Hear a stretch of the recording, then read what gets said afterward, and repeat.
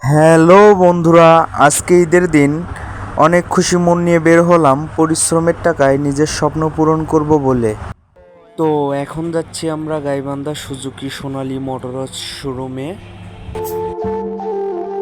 অবশেষে চলে আসলাম শোরুমে আসার পর শোরুমের মালিকের সাথে সব রকম গাড়ি বিষয়ে কথাবার্তা সেরে নিচ্ছি।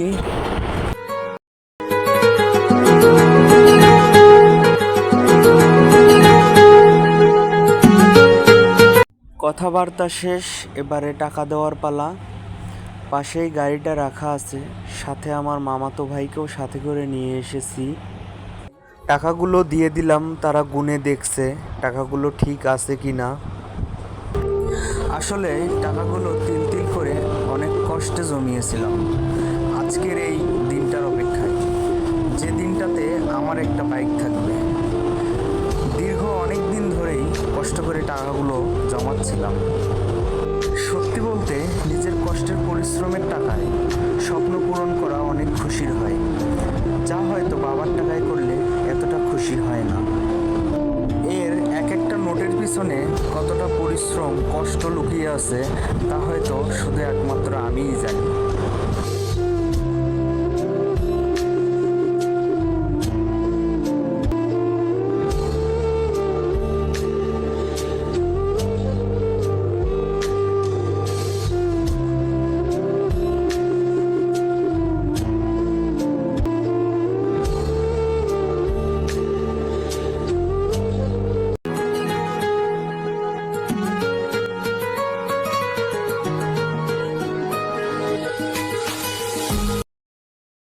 এবারে সব শেষে কাগজপাতিগুলো সাইন করে নিচ্ছি।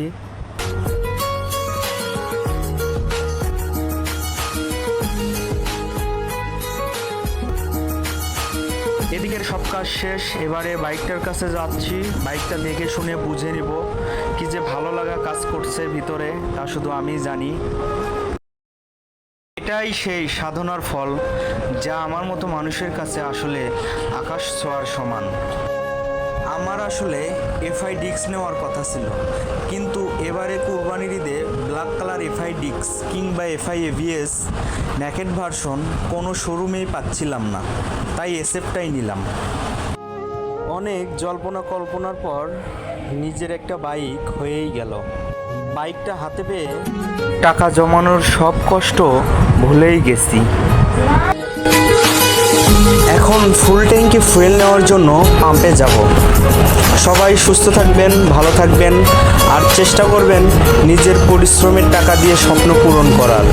এতে আলাদা একটা খুশি অনুভব হয়। আল্লাহ হাফেজ।